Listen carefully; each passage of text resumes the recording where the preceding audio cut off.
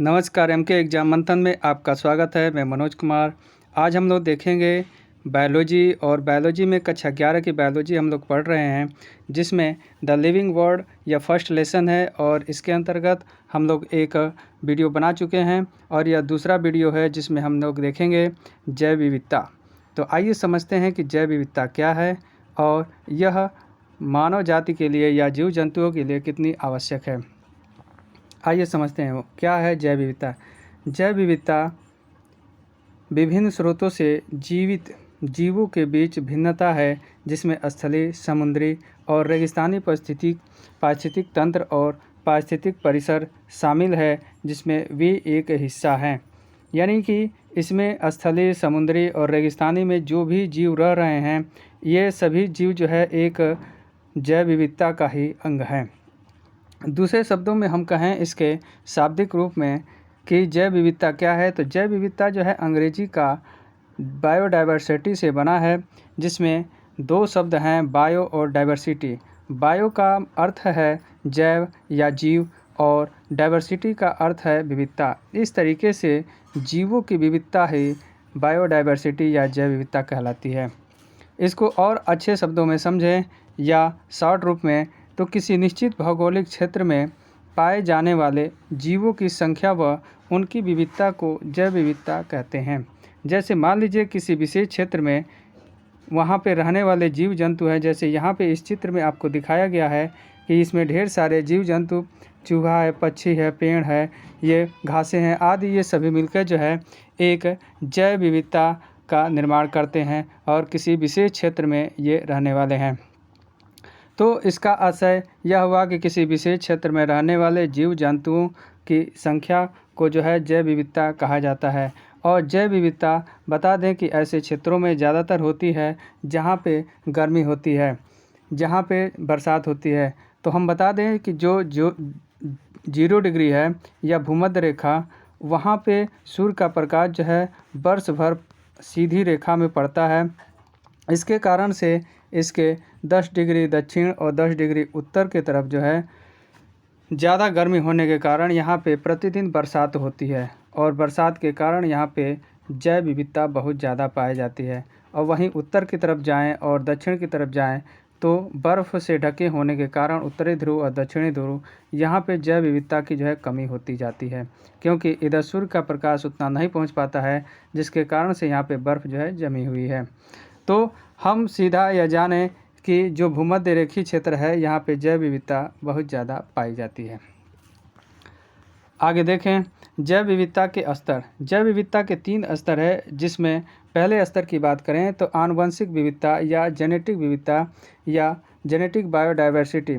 Gene क्या है या जेनेटिक क्या है, इसको बता दें कि जीन जो है कोशिका होती है, कोशिका के अंदर केंद्रक होता है और केंद्रक के अंदर जो है गुणसूत्र होता है, और उस गुणसूत्र का निर्माण डीएनए से होता है, और उस डीएनए पे आपके जीन पाए जाते हैं, जो मानव के या जीव जंतु के किसी न किसी गुण के लिए जो है वह जिम्मेदार होते हैं या रिप्रेजेंट करते हैं। जैसे किसी मानव की आँखें, बाल या चेहरा या उसकी स्किन का कलर जो है कैसा होगा, ये सब निर्धारण करने का काम जीन के सेट ही करते हैं।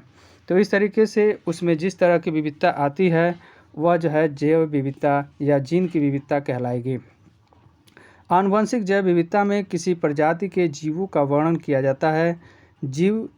जीवन निर्माण के लिए जीन एक मूलभूत इकाई है। किसी प्रजाति में जीव की विविधता की आनुवंशिक जैव विविधता है।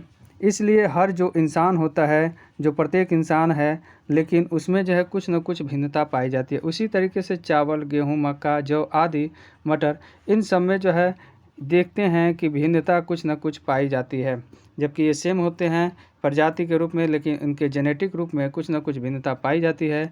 और मानव जो है लैंगिक जन्म करता है, इसके कारण से इसके क्रॉसिंग ओवर की प्रक्रिया होती है, जिसमें जैव विविधता, जीन की विविधता आ जाती है। इसमें देखिए दूसरा जो है, यानी कि जीवों में आने वाले जीन के द्वारा विविधता, उसे आनुवंशिक विविधता कहते हैं। दूसरा प्रजाति विविधता या स्पीसीज डाइवर्सिटी कहलाती है।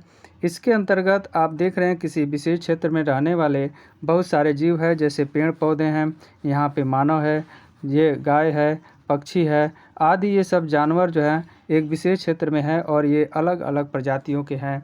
तो ऐसी विविधता को हम प्रजाति विविधता कहेंगे। प्रजाति विविधता किसी निर्धारित क्षेत्र में होती है और जहाँ पे जैव विविधता ज़्यादा होती है उसे हॉट स्पॉट कहते हैं। जैसे हमने बताया, भूमध्य रेखीय क्षेत्र जो होता है वहाँ पे जैव विविधता ज़्यादा होती है उन क्षेत्रों में, पृथ्वी के उस क्षेत्रों में, भूमध्य रेखीय क्षेत्र में, इसलिए ऐसे क्षेत्रों में हॉट स्पॉट क्षेत्र पाए जाते हैं। अगला देखें, तीसरा है पारितंत्रीय जैव विविधता। पारितंत्रिक जैव विविधता के अंतर्गत या इकोसिस्टम डाइवर्सिटी, इसके अंतर्गत पारिस्थितिकी जैव विविधता से तात्पर्य पौधों और जानवरों की प्रजातियों से है जो किसी विशेष क्षेत्र में रहते हैं और उनकी खाद्य श्रृंखलाएं जो हैं एक जाल के रूप में बुन जाती है। ऐसी तंत्र को जो है हम पारिस्थितिकी जैव विविधता के नाम से जानते हैं। इसमें विभिन्न पारिस्थितिकी तंत्रों जैसे रेगिस्तान, वर्षा वन, मैंग्रोव स्थल आदि जो है ये सभी मिलकर एक मिश्रित पारिस्थितिकी तंत्र का निर्माण करते हैं। जैसे यहाँ पे आपको एक चित्र में दिखाई दे रहा होगा, यह जल है तो जल का एक अलग पारिस्थितिकी तंत्र है, यह स्थल है और स्थल का एक अलग पारिस्थितिकी तंत्र है। तो इस तरीके से ये सारे पारिस्थितिकी तंत्र मिलकर क्या करते हैं, एक बड़े पारिस्थितिकी तंत्र का निर्माण करते हैं या जीवमंडल का निर्माण करते हैं। और यही जो है पारिस्थितिकी तंत्र पारितंत्रीय विविधता कहलाती है, जिसमें कई सारे जीव हैं जैसे यहाँ पे शेर, हिरन, पक्षी, घास, मछलियाँ आदि, ये सभी अलग अलग प्रजातियों की है लेकिन एक पारितंत्र में है, इसलिए यह पारितंत्रीय जैव विविधता कहलाएगी। आइए आगे देखते हैं, जैव विविधता का क्या महत्व है मानव जीवन में या विभिन्न जीवों के लिए, जो है इसका क्या महत्व है कि इस पे जो है वर्तमान में यह एक बड़े इशू के रूप में शुरू हुआ है कि इनका जो है संरक्षण जैव विविधता का कैसे किया जाए। बता दें कि पृथ्वी पर जीवन को बनाए रखने के लिए जैव विविधता बहुत ही ज़रूरी है और इसका रखरखाव के लिए विभिन्न स्तर पे, अंतर्राष्ट्रीय स्तर पे जो है कानून बनाए गए हैं, सम्मेलन किए जाते हैं हर वर्ष। और जो वैज्ञानिक है, जैव वैज्ञानिक, वह जो है बहुत जागरूक हैं इसके प्रति, इसको लेकर। साथ ही जैव विविधता के महत्व को जो है निम्न बिंदुओं के आधार पे हम इसे देख सकते हैं। जैसे हम पहला देखें, पारिस्थितिकी स्थिरता। अगर पारिस्थितिकी जो तंत्र होता है, पारिस्थितिकी तंत्र में प्रत्येक जो जीव जाति होती है उनकी विशिष्ट भूमिका होती है एक पारिस्थितिकी तंत्र के निर्माण में, और वह ऊर्जा पे कब्जा करने के लिए, उनका भंडारण करने के लिए एक दूसरे से संघर्ष करते रहते हैं।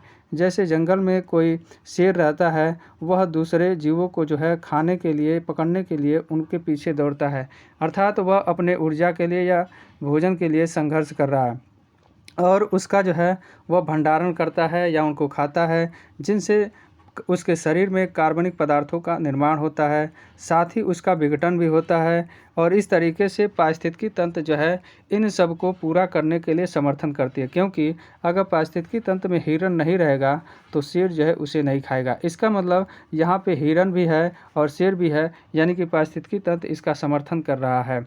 और इन सब चीज़ों के होते हुए मानव जीवन जो है वह सुखमय बन सकता है, क्योंकि ये सब सारे जो है खाद्य जाल मिलकर एक अच्छे पारिस्थितिकी तंत्र का निर्माण करते हैं, जिससे संतुलन बना रहता है इस पृथ्वी पर और जो मानव जीवन के लिए जो है बहुत ही उपयोगी है। तो आइए अब देखते हैं, ये 3 तरह के आप लोगों ने देखा पारिस्थितिकी तंत्र के और इसका महत्व। अब आइए देखते हैं इसका आर्थिक महत्व क्या हो सकता है पारिस्थितिकी तंत्र का, जैव विविधता का। जैव विविधता भोजन, कॉस्मेटिक उत्पादों और फार्मास्यूटिकल्स के निर्माण के लिए संसाधनों का भंडारण करती है, यानी कि इससे विभिन्न तरह के भोजन हमें मिलते हैं, जैसे फल मिलते हैं, दवाइयाँ मिलती हैं आदि, जो है ये इन्हीं पौधों से आदि से मिलता है। इसके अलावा फसलें, पशुधन या मत्स्य पालन, इनसे जो है बहुत ज़्यादा मात्रा में हमें भोजन की प्राप्ति होती है। साथ ही औषधियाँ के लिए सिनकोना, फॉक्सवेल जैसे जंगली पौधे मिलते हैं जैव विविधता के कारण ही। अगर इनमें जैव विविधता नहीं रहेगी, यानी कि कई तरह की जाति नहीं रहेंगी, तो हमें विभिन्न तरह के जो औषधियाँ हैं, फल जो हैं, उसकी प्राप्ति नहीं हो पाएगी। साथ ही लकड़ी, रेशे, इत्र, स्नेहक, रबड़, रेजिन और विभिन्न प्रकार के जो जहर हैं वह भी इन प्रजातियों से ही प्राप्त किए जाते हैं। साथ ही ये जो जैव विविधता जितनी ज़्यादा रहती है वह देखने में खूबसूरत लगती है। इसके कारण से राष्ट्रीय उद्यान और अभयारण्य जो है पर्यटन स्थल के रूप में विकसित होते हैं और जो एक अच्छे आय के स्रोत के रूप में जाने जाते हैं। विभिन्न सरकारों द्वारा जो है आय का स्रोत ये माने जाते हैं। अभी हाल ही में देख रहे हैं श्रीलंका में आपातकाल लागू हो गया है, क्योंकि श्रीलंका में आय का 10% स्रोत जो है आपका पर्यटन होता है और पर्यटन कोरोना के लगने के कारण, कोरोना आने के कारण जो है नष्ट हो गया, जिसके कारण से श्रीलंका की ये हालत हो गई। वहाँ का 10% जो जीडीपी में योगदान था पर्यटन का, वह जो है नष्ट हो गया। तो राष्ट्रीय उद्यान और अभयारण्य जो है ये अच्छे पर्यटन के साधन होते हैं। तो इसलिए इस तरीके से आर्थिक महत्व जो है बहुत ज़्यादा है जैव विविधता का। वहीं पे देखें जैव विविधता का नैतिक महत्व क्या है। नैतिक महत्व की बात करें तो सभी जो जीव जाति हैं उनको जीवित रहने का अधिकार है, और ऐसे में मानव जो है उसमें किसी तरह का हस्तक्षेप करता है तो वह एक अनैतिक माना जाएगा। जैव विविधता जो होती है वे विभिन्न सांस्कृतिक और आध्यात्मिक विरासतों को संरक्षित रखने का काम करती है। इसलिए जैव विविधता का संरक्षण जो है हमें ज़्यादा से ज़्यादा करना चाहिए, ताकि पर्यावरण संतुलित बना रहे। और पर्यावरण जब संतुलित रहेगा तो विभिन्न प्रकार की जो जीव जातियाँ हैं वह भी इसमें बनी रहेगी और अच्छे से जीवन जो है निर्वहन हो सकेगा। अब आइए देखते हैं भारत में जैव विविधता के बारे में। दुनिया के सबसे विविध देशों में देखा जाए तो भारत भी एक जैव विविधता के मामले में अग्रणी रहा है।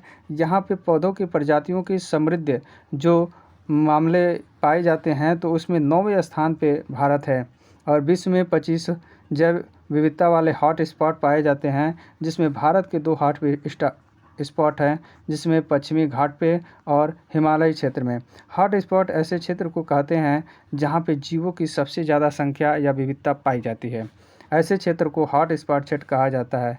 भारत में देखा जाए तो अरहर, बैगन, ककड़ी, कपास और तिल जैसी जो फसलें हैं यहीं पे उत्पन्न हुई। साथ ही विभिन्न जो पालतू पशुएं हैं, प्रजातियां हैं, जो पौधों की बाजरा, अनाज, फलियां, सब्जियां, पौधों, औषधियां और सुगंधित फसलों आदि के केंद्र के रूप में भी भारत को जाना गया है। वहीं पशु संपदा के क्षेत्र में 91,000 जानवरों की प्रजातियां जो है भारत में पाई जाती है। यानी कि इतनी ज़्यादा जैव विविधता जो है भारत में मौजूद है। इन सब के बावजूद भी जैव विविधता जो है तेज़ी से इसका ह्रास हो रहा है, घट रहा है, क्योंकि मानव विकास के कारण प्राकृतिक जो संरक्षण की बात हो रही है उस संरक्षण में जो है कोई तेज़ी नहीं दिखाई दे रहा है, जिसके कारण से जैव विविधता जो का ह्रास जो है तेज़ी से हो रहा है। इसलिए जैव विविधता संरक्षण के लिए विभिन्न कार्यक्रम शुरू किए गए हैं, ताकि उन कार्यक्रमों के माध्यम से जैव संरक्षण जो है सुलभ कराया जा सके या ठीक ठाक किया जा सके। तो इस तरीके से यहाँ पे यह मेरा वीडियो समाप्त होता है। मेरे वीडियो को लाइक कर दीजिए, शेयर कर दीजिए और मेरे चैनल को सब्सक्राइब कर दीजिए। नमस्कार।